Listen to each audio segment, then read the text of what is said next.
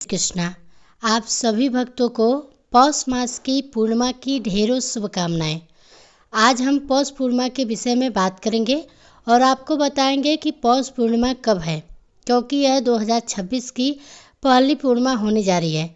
किस दिन पूर्णिमा का त्यौहार मनाया जाएगा, पूर्णिमा पर जो चंद्र अर्घ व्रत होता है वह किस दिन करेंगे और सत्यनारायण भगवान का व्रत किस दिन होगा, क्या दोनों ही दिन किए जा सकते हैं या नहीं।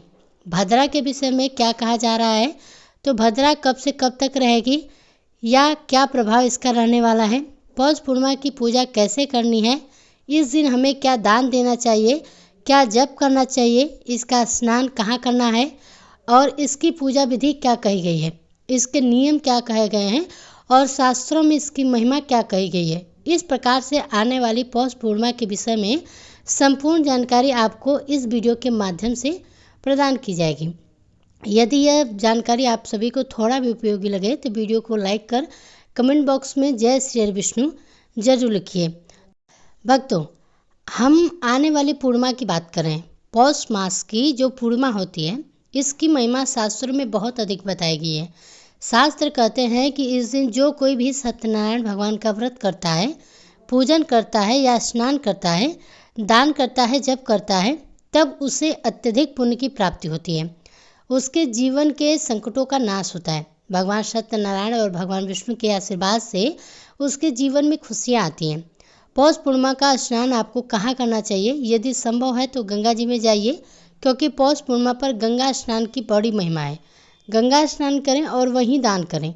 जो गंगा स्नान नहीं कर पा रहे हैं वे घर में ही रहकर गंगा स्नान का फल लेना चाहते हैं तो वे अपने नहाने की बाल्टी को पहले साफ कर लें, फिर इसमें थोड़ा सा गंगा जल डालिए, चाहे 2 बूंद ही क्यों न हो। उसके बाद शुद्ध जल डालिए और हर हर गंगे बोलते हुए उसमें स्नान कर लीजिए।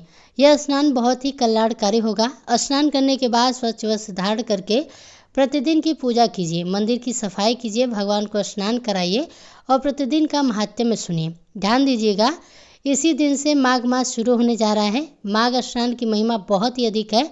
आप जानते हैं कि बैसाख स्नान, माघ स्नान, कार्तिक स्नान ऐसे महीने हैं जिनके स्नान से ही मनुष्य तर जाता है। इसलिए स्नान सूर्योदय से पहले ही कीजिए और माघ स्नान के साथ साथ माघ महात्म्य सुनना न भूलिए। हम पौष पूर्णिमा की सुबह की बात कर रहे हैं। स्नान आदि से निवृत्त होकर कथा महात्म्य सुनने के बाद यदि आप सत्यनारायण भगवान का व्रत करते हैं तो उनका पूजन कीजिएगा, फिर दान पुण्य कीजिएगा। पहले मैं पूजन विधि बता देता हूँ, फिर दान पुण्य की विधि और क्या दान करना चाहिए यह भी बताऊंगी।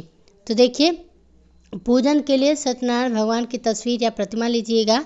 स्थापित करने के लिए चौकी लीजिए, उस पर लाल या पीला रंग का वस्त्र बिछाइए।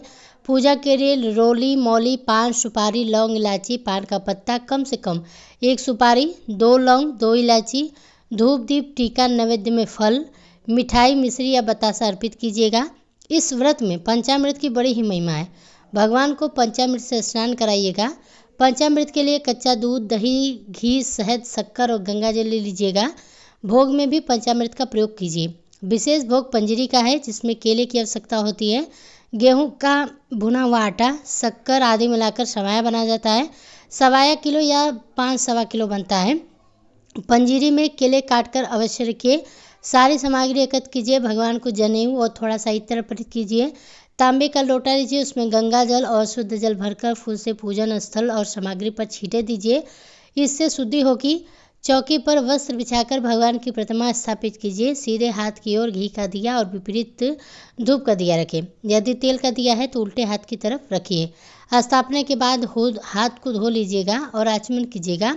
ओम माधवाय नमः, ओम केशवाय नमः, ओम नारायणाय नमः, ओम ऋषिकेशवाय नमः बोलकर आचमन कीजिए।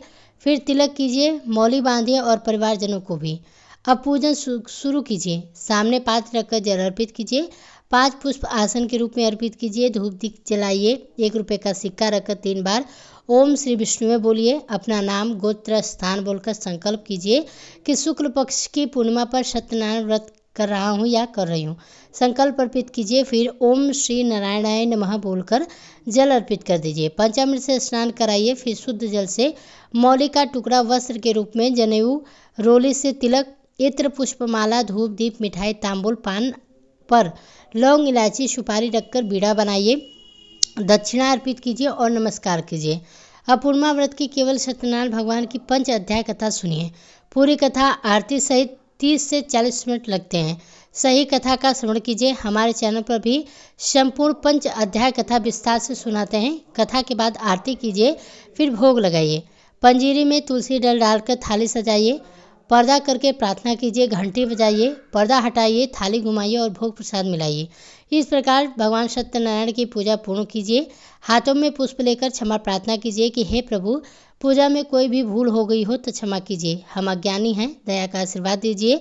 पुष्प अर्पित कीजिए, दंडवत प्रणाम कीजिए, प्रसाद वितरित कीजिए, फिर दान दीजिए। यदि कथा वाचक बुलाया है तो उन्हें भोजन दक्षिणा देकर विदा कीजिए। गरीब को कंबल, गर्म कपड़े, ब्राह्मण को दान, मंदिर में भोजन सामग्री कर सकते हैं। इस दिन गीता का 7वां अध्याय सुनकर विधि पूर्वक पितरों को पुण्य अर्पित कीजिए। यह पितृकर्म बहुत ही कल्याणकारी है, हम उसको भी अपलोड करते हैं, जरूर सुनिएगा। इससे पितर तृप्त होते हैं। सायंकाल चंद्र अर्घ देकर व्रत खोलिए। अब पूर्णिमा का व्रत कब किया जाएगा तो देखिए, पौष मास की पूर्णिमा तिथि 2 तारीख को शाम 6:53 पर आरंभ हो रही है और 3 तारीख को 3:32 पर समाप्त हो जाएगी। ऐसे में सूर्य के मुख से पूर्णिमा तिथि 3 जनवरी को रहेगी, इसलिए 3 जनवरी को ही पौष पूर्णिमा मनाई जाएगी। सभी व्रत, पूजन, जप, दान आदि 3 को ही उत्तम रहेगा, क्योंकि चंद्र उदय व्यापनी पूर्णिमा किसी दिन नहीं हो रही है। 2 को चंद्र उदय पहले और 3 को समाप्ति पहले हो रही है, इसलिए 3 जनवरी को ही शव कार्य उत्तम है।